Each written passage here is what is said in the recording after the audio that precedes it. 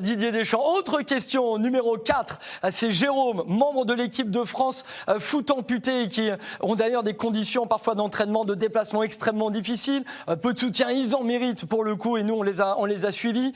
Il faudra d'ailleurs vraiment les encourager régulièrement. Jérôme, qui était au centre de formation de Cannes en football apte, il a eu un accident, il s'est retrouvé amputé, et il joue aujourd'hui à l'US Andoum. Question de Jérôme. Bonjour à tous. Monsieur Deschamps, depuis notre dernière victoire en Coupe du Monde 2018, nous avons pu voir évoluer l'équipe de France avec beaucoup de nouveaux joueurs et beaucoup de dispositions tactiques différentes pendant les matchs de préparation. Donc ma question est la suivante. Avez-vous aujourd'hui une disposition tactique bien définie et une équipe type qui se dégage? Merci. Didier. Oui, très bonne question. Très bonne.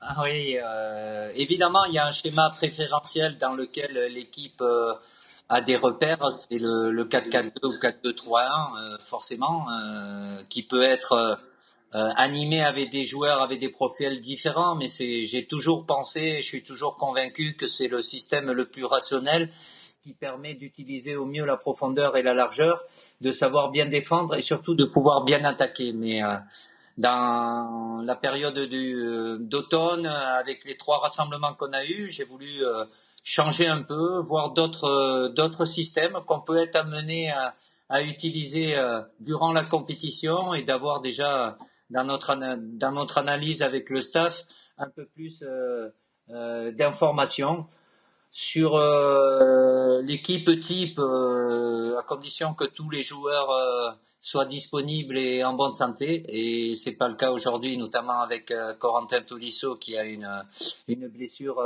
assez grave. Plus le noyau dur sera important parce qu'il est habitué à avoir joué des matchs de haut niveau, il a joué des matchs de championnat d'Europe et de Coupe du Monde, mieux c'est. Mais si à un moment, comme je l'ai toujours fait, si je pense qu'il y a un jeune qui a moins d'expérience mais qui peut amener un plus à cette équipe, je le prendrai aussi. Mais la liste que je pourrais vous donner aujourd'hui, je vais en donner une très prochainement, le 18, pour les matchs qui nous attendent fin du mois de mars.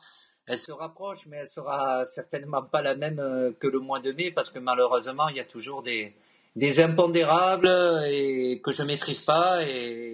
Mais c'est de faire en sorte de prévoir des plans B, C, D par rapport au nombre de joueurs. La seule chose qui est importante aujourd'hui, et c'est un privilège, c'est que numériquement et qualitativement, voilà, je peux m'appuyer sur un groupe élargi de joueurs de haut niveau et avec une jeune génération qui arrive et qui a beaucoup de qualité aussi, quoi. Didier, peut-il y avoir des surprises jeudi? Par exemple, Théo Hernandez du côté du Milan AC et Koundé qu'on suit du côté du FC Séville, 2 garçons qui nous montrent réellement de belles choses, non? Qu'est-ce que tu en penses?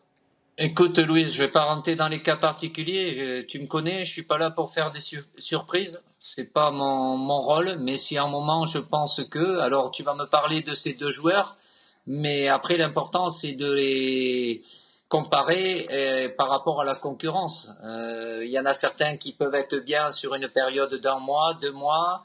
Voilà, ils font partie des joueurs qui sont susceptibles de pouvoir être incorporé en équipe de France.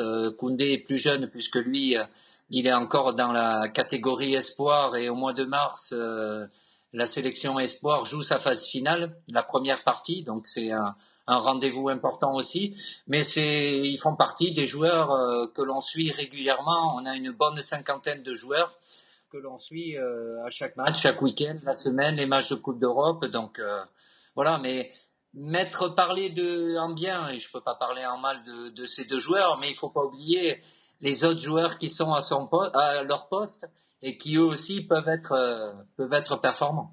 Et vous parliez tout à l'heure de Corentin Tolisso, bien sûr, cette blessure à l'entraînement avec le Bayern, on pose fort à lui et il vient régulièrement.